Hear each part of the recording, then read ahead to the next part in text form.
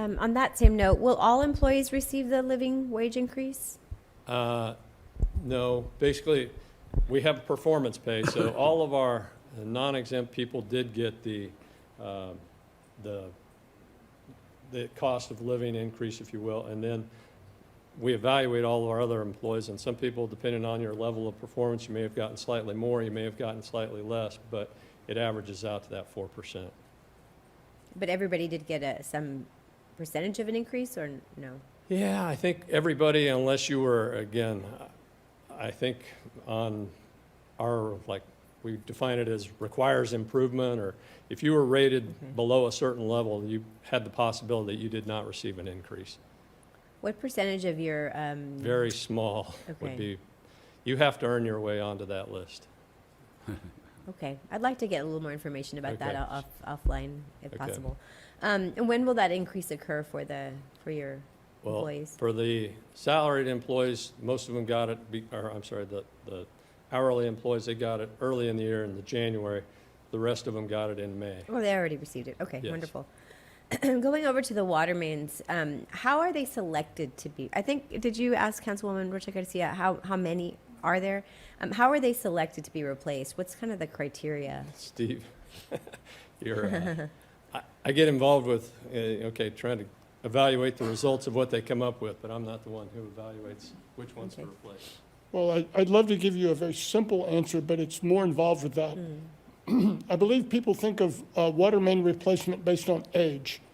The older a pipe gets, the more likely it should be replaced. But we use a much more robust process than that. What we've seen is that pipe materials pre-1950, a lot of times those pipes are built, they're over-engineered, and we look at them as far as what is their really functional, useful life. We had a lot of materials that went in the 1970s that were not long-lasting materials. They just don't hold up as well.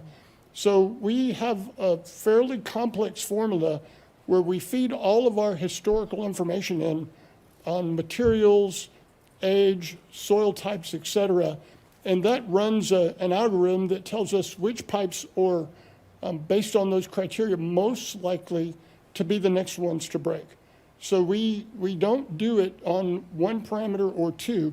It's a group of parameters, and we've got a group of people that's really all they do is look at the performance of different materials and the soils that they're in over time to tell us which ones are the pipes that really should be done before they break. Thank you, and I think it's interesting, the slide behind you, it's water main replacements is kind of right in the middle. It seems to me it's one of the most important things you guys could keep up with. Of course it impacts all of us. But as I look at this slide, it's you can see the priorities, right, by the millions of dollars. And I have to say that's, it makes a lot of sense, the investment in each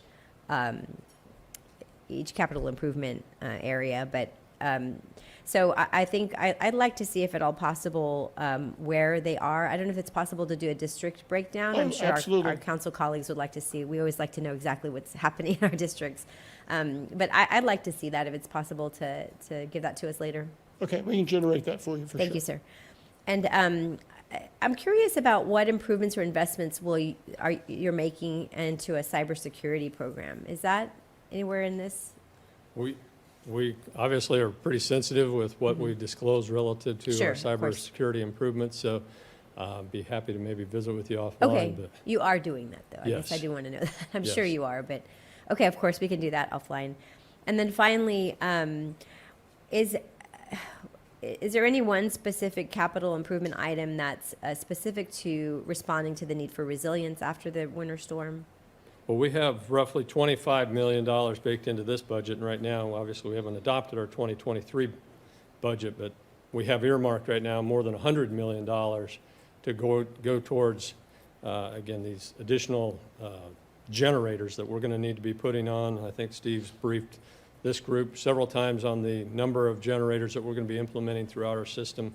Steve, the number's 50-some generators that we're going to be putting on, basically our various pump stations across the utility. And so we have, again, 25 earmarked right now and 100 million kind of earmarked for next year. Okay. Okay, I think I'd like a little more information on that as well, but offline. And I just want to take a second to thank the Sierra Club members that are here today. You do a lot of work on this and are very knowledgeable, so we appreciate your input and being here today. Thank you.